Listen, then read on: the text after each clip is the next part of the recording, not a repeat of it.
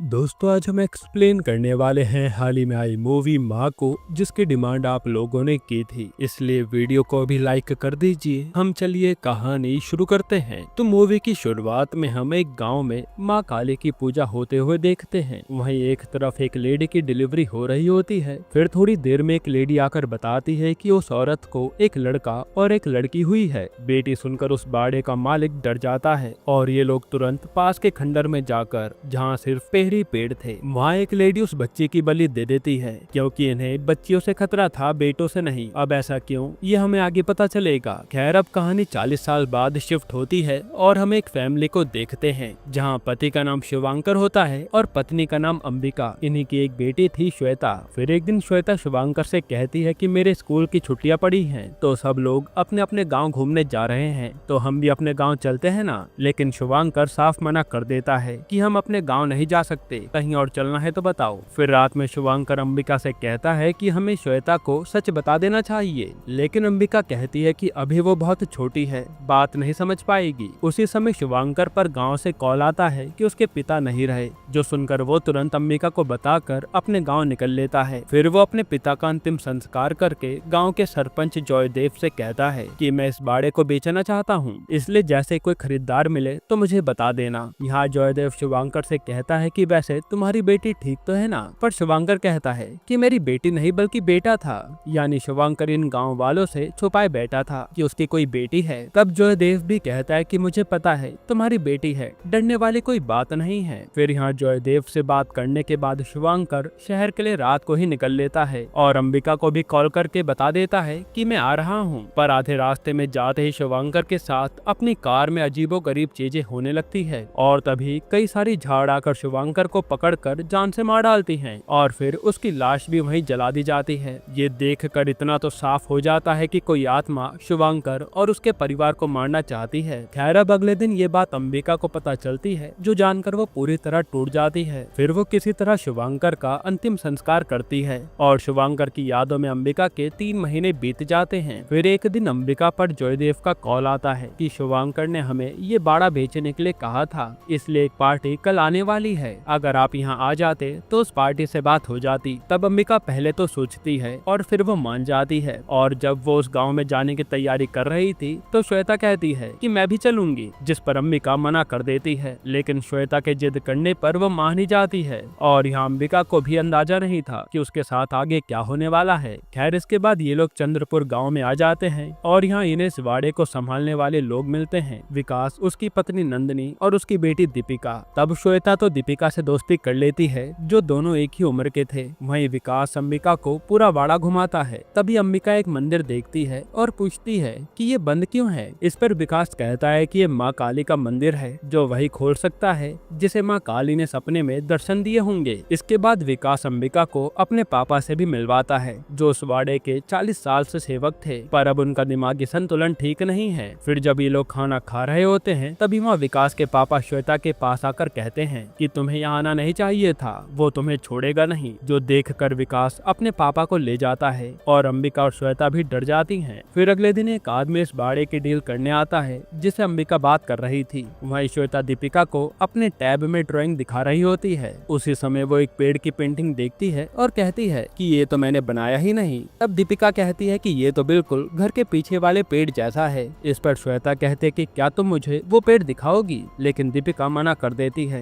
कि नहीं नहीं, मुझे वहाँ जाने की परमिशन ही नहीं है। पर श्वेता तो दीपिका के पीछे पड़ जाती है कि मुझे भी इतना पुराना पेड़ देखना है। तो श्वेता दीपिका के साथ उस खंडर जगह पर जाती है और वो पेड़ देखने लगती है। वहीं अंबिका से उस आदमी ने साफ साफ कह दिया था कि मैंने सुना है कि ये वाड़ा शापित है, इसलिए इसका दाम बहुत कम मिलेगा। ये सुनकर अंबिका सोच में पड़ जाती है कि कैसा शाप, और जयदेव उस आदमी को भगा देता है कि झूठी अफवाह क्यों उड़ा रहे हो। यहाँ जब श्वेता उस पेड़ को देखे जा रही थी तभी हम एक परछाई को उसकी ओर आता देखते हैं, पर उससे पहले अंबिका वहाँ आ जाती है और श्वेता को ले जा लेती है। फिर जब अंबिका वहाँ से जा रही होती है तो उसे भी कुछ अजीब लगता है, जैसे उसे कोई देख रहा हो। यहाँ नंदिनी को जब पता चलता है कि दीपिका उस पेड़ के पास गई थी तो वो दीपिका को मारने लगती है कि किसने कहा था तुझे वहाँ जाने के लिए। तभी अंबिका देखते है कि दीपिका के पीरियड्स आ गए हैं और वो नंदिनी से उसका ख्याल रखने को कहती है, लेकिन नंदिनी तो दीपिका को एक कमरे में बंद कर देती है। फिर रात को जब सब लोग सो जाते हैं तो दीपिका के पास वही पेड़ वाला दैत्य आता है जो दीपिका को अपने साथ ले जा लेता है। फिर जब नंदिनी दीपिका को खाना देने आती है तो दीपिका को गायब देखकर उसके होश उड़ जाते हैं और सब लोग दीपिका को ढूंढने लगते हैं। वही जयदेव भी पुलिस को लेकर आ जाता है और यह पुलिस वाला भी अभी हाल ही में ज्वाइन हुआ था। फिर ये पुलिस वाला पूछता है कि आपको किसी पर शक है, तो गाँव वाले कहते हैं कि जरूर दीपिका को दैत्य ले गया होगा और वो बताते हैं कि हमारे गाँव से कई लड़कियों के पहले पीरियड पर दैत्य उन्हें ले जा लेता है और 4-5 दिन बाद उन्हें सही सलामत वापस कर देता है। ये सिलसिला अभी 3 महीने पहले शुरू हुआ है जब से शुभांकर के पिता की मौत हुई है। अब ऐसा कैसे हो रहा है इसके बारे में कोई नहीं जानता। तभी गांव वाले कहने लगते हैं कि ये अंबिका अपने साथ अपनी बेटी ले आई है, इसलिए दैत्य क्रोधित हो गया होगा। जो सुनकर अंबिका को गुस्सा आ जाता है और वो कहते कि मैं दीपिका को वापस लेकर आ जाऊंगी, लेकिन मेरी बेटी के बारे में कोई कुछ नहीं बोलेगा। जिसके बाद अंबिका पुलिस वाले के साथ उसी खंडर जगह पर जाती है जहाँ कई सारे पेड़ थे और एक गुफा भी थी। तभी अंबिका को पेड़ में दीपिका नजर आती है, लेकिन उसके पास जाते ही वो गायब हो जाती है और अंबिका को समझ नहीं आ रहा था कि ये हो क्या रहा है। फिर अंबिका को कई सारे बच्चों के रोने की आवाज आती है और पुलिस वाला उसे वहाँ से लेकर जाता है कि अभी हमें तो कुछ भी नहीं मिलने वाला, हम कल आकर दोबारा कोशिश करेंगे। फिर जब अंबिका घर आती है तो श्वेता पूछती है कि माँ ये दैत्य कौन है जो दीपिका को ले गया, मुझे पूरा सच जानना है। तब अंबिका आज बताते है कि रक्त बीज जिसका वध माँ काली ने किया था, उसके रक्त की एक बूंद इसी गाँव की धरती पर गिर गई थी, जिससे अंशुका राक्षस का जन्म हुआ और अंशुका दैत्य अकेला माँ काली को हरा नहीं सकता था, इसलिए उसने यहाँ की लड़कियों पर गंदी नजर डाली ताकि वो उनसे अपना वंश बढ़ा सके। पर अंशुका के सामने कोई भी लड़की टिक नहीं पाई और आए दिन लड़कियां मरने लगी थी। फिर ये सब देखकर काली माँ के एक भक्त ने माँ से मदद मांगी तो माँ की मूर्ति से एक रक्त की बूंद उस भक्त की आंखों में गिर गई, जिससे उसे ताकत मिली। तब वो अंशुका को मारने गया, लेकिन अंशुका तब तक कहीं छुप गया था और गाँव वालों को लगने लगा कि अंशुका अब कभी नहीं आएगा। यहाँ उस भक्त को एक बेटी पैदा हुई और उसकी ताकत भी उसकी बेटी में थी। तब ये देख अंशुका समझ गया कि वो इस लड़की से अपना वंश बढ़ा सकता है जिसमें असीम शक्तियां हैं। इसलिए वो लड़की जब 12 साल की हुई तो अंशुका उस लड़की को उठा ले गया और जब वो लड़की वापस आई तो उस लड़की के पेट में अंशुका का वंश था। ये देखकर उस लड़की के पिता ने अपनी बेटी की ही बलि दे दी और ये शुभांकर का परिवार उसी भक्त के वंशज हैं। इसलिए जब भी इस घर में बेटी का जन्म होता है तो तुम्हारे दादाजी वगैरह मिलकर बेटी को मार डालते हैं ताकि अंशुका कभी अपना वंश हमारे जरिए बढ़ा ना सके। और दोस्तों यही कारण था जो मूवी की स्टार्टिंग में लड़की की बलि दी गई थी। अब आगे अंबिका बताते हैं कि तुम्हारे पापा जब शहर में पढ़ रहे थे तब उन्हें मैं मिली और हमने शादी कर ली। साथ ही जब श्वेता पैदा हुई तो शुभांकर ने सबसे झूठ कह दिया था कि उन्हें लड़का पैदा हुआ है और फिर वो लोग शहर में ही रहने लगे थे, कभी गाँव लौटकर नहीं आए। इसके बाद हम दीपिका को देखते हैं जिसके पास दैत्य आकर उसे अपने वश में कर लेता है। वही अगले दिन पुलिस वाला जयदेव के साथ जाकर हर लड़की से सवाल कर रहा था जो कभी दैत्य द्वारा उठाई गई थी और 5 दिन बाद वापस घर आ गई थी। पर यहाँ कोई भी लड़की उस पुलिस वाले के सवाल का जवाब नहीं देती। फिर जब रात को अंबिका इस गांव के बारे में पढ़ रही थी तभी उसे एक सपना आता है जिसमें माँ काली उसके सामने खड़ी थी। ये देखकर वो अगली सुबह माता का मंदिर खोल देती है और गांव वाले भी ये जानकर खुश हो जाते हैं कि कितने सालों बाद माँ काली ने किसी को सपने में दर्शन दिए हैं। अब ये लोग माँ की पूजा करने लगते हैं और थोड़ी देर में वहाँ दीपिका आ जाती है, वो भी पूरे 5 दिन बाद। फिर दीपिका के साथ साथ अंबिका और वो पुलिस वाला उन सारी लड़कियों को डॉक्टर के पास ले जाता है ये पता करने के लिए कि इनके साथ कोई दुष्कर्म तो नहीं हुआ। तो डॉक्टर बताते हैं कि इन्हें किसी ने हाथ भी नहीं लगाया, लेकिन एक अजीब बात यह है कि इन सारी लड़कियों के पीरियड्स खत्म हो गए हैं। अब ऐसा कैसे हुआ किसी को नहीं पता। ये जानकर तो अंबिका भी हैरान हो जाती है। फिर रात को अंबिका जब सोने जा रही होती है तो श्वेता कहती है कि मेरे पेट में दर्द हो रहा है और अजीब सा भी लग रहा है। ये देख अंबिका समझ जाते है कि उसे भी पीरियड शुरू होने वाले हैं क्योंकि वो 12 साल की हो गई थी। यहाँ दीपिका उसी दैत्य के वश में आकर अंबिका के कमरे में जा रही थी, लेकिन बीच में उसका दादा आ जाता है तो दीपिका उसे ही मार डालती है। फिर वो सीधा श्वेता के पास आती है और कहती है कि चलो खेलने चलते हैं ना।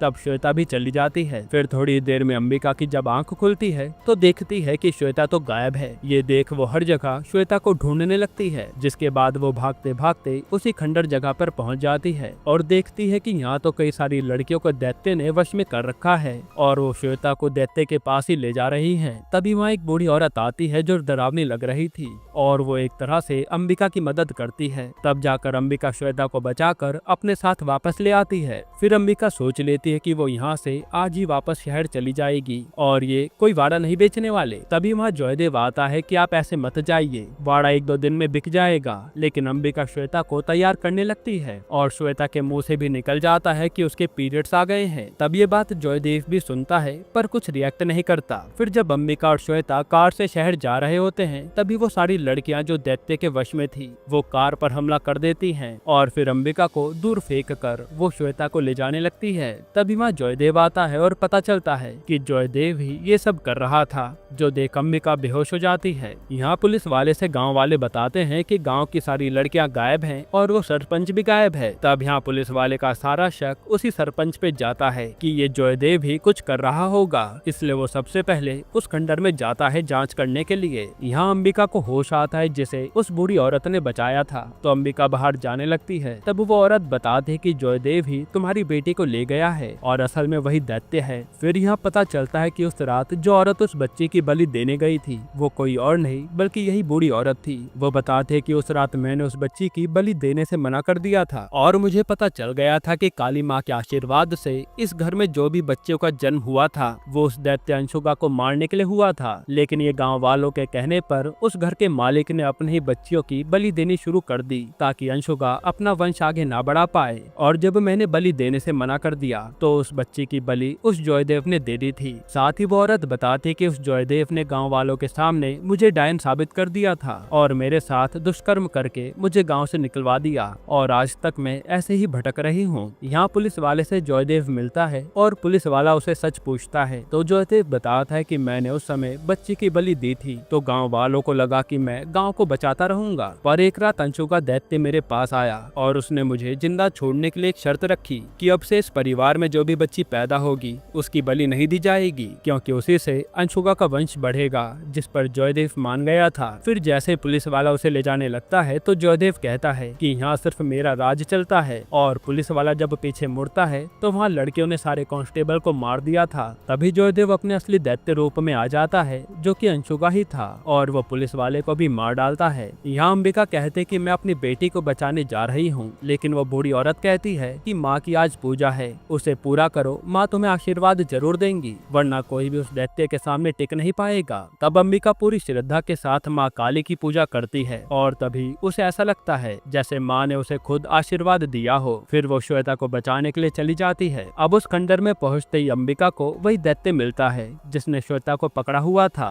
तभी अंबिका पर वही वश में की हुई लड़कियां हमला कर देती हैं और अंबिका को समझ नहीं आता कि वो करे क्या, क्योंकि वो उन लड़कियों को मारना नहीं चाहती थी। तभी वो एक लड़की को पीछे हटाने की कोशिश करती है और सर पर हाथ रखते ही वो लड़की वश से बाहर आ जाती है। ये देख अंबिका सब लड़कियों के सर पर हाथ रख देती है क्योंकि अब उसके पास माँ का आशीर्वाद था, जिसके बाद वो सारी लड़कियां वश से बाहर हो जाती हैं। फिर अंबिका सीधा उस जयदेव से लड़ने जाती है। तब यहाँ जयदेव अंबिका पर भारी पड़ता है और उसे मार डालता है। इसके बाद वो श्वेता में अपना बीज डालने लगता है। तब यहाँ अंबिका के खून की एक बूंद जमीन पर गिरती है और जितनी भी बच्चियों की अब तक बलि दी गई थी उन सब की ताकत अंबिका में आ जाती है। इसलिए वो दोबारा खड़ी होकर फिर से उस जयदेव से लड़ने लगती है और इस बार वो जयदेव को खूब मारती है और फिर खड़क से उसे मार डालती है। साथ ही वो उसका दिल निकाल कर भस्म कर देती है, जिसके साथ वहाँ मौजूद खंडर पेड़ भी गायब हो जाते हैं। यानी इस गांव में दैत्य खत्म हो गया। फिर जब अंबिका श्वेता को लेकर जा रही होती है तो श्वेता को देखने के बाद वो बूढ़ी औरत बताती है कि इसमें तो उस अंशुका दैत्य का बीज है। ये देख कर अंबिका के होश उड़ जाते हैं कि अब वो करे क्या, और उसके पास बस एक ही चारा था कि वो श्वेता की बलि दे दे, वरना ये अंशुका का बच्चा जन्म ले लेगा। फिर जैसे ही अंबिका श्वेता की बलि देने वाली होती है तो वहाँ एकदम से चमत्कार होता है और जिन बच्चों की बलि दी गई थी वो सबको दिखने लगती है। फिर वो बूढ़ी औरत आकर चेक करती है तो पता चलता है कि अब श्वेता में कोई बीज नहीं है, जो देखकर वो माँ काली का धन्यवाद करती है। तभी श्वेता को होश आता है और अंबिका भी खुश हो जाती है। इसके बाद हम एक पोस्ट क्रेडिट सीन देखते हैं जहाँ एक आदमी कह रहा था कि बुरे लोगों को मारकर इंसान सोचता है कि उसने बुराई को खत्म कर दिया, पर ऐसा होता नहीं और मैं वापस आ रहा हूँ। यहाँ हमें शैतान मूवी के रेफरेंस के बारे में बताया जाता है क्योंकि माँ मूवी भी शैतान मूवी की यूनिवर्स का पार्ट है। इसी के साथ ये मूवी यहीं पर खत्म होती है। दोस्तों, आपको ये मूवी कैसी लगी हमें कमेंट में बताना, और अगर आपको छोटा सा रिव्यू दूं तो ये मूवी मुझे थोड़ी एवरेज ही लगी क्योंकि देखकर ही लग रहा था कि मूवी और भी अच्छी बनाई जा सकती थी, पर डायरेक्टर साहब इसमें मात खा गए। बाकी एक्टर्स ने काफी अच्छी परफॉर्मेंस दी थी और अब देखने लायक होगा कि शैतान मूवी और माँ मूवी को ये लोग कैसे कनेक्ट करेंगे। बाकी आपको ये कहानी कैसी कैसी लगी कमेंट में बताना। और अगर आप कनप्पा मूवी का एक्सप्लेनेशन चाहते हैं तो कमेंट में कनप्पा लिख देना, हम कल ही ले आएंगे। और अगर आपको हाल ही में एक कमाल की मूवी देखनी है तो ये वीडियो देख लीजिए।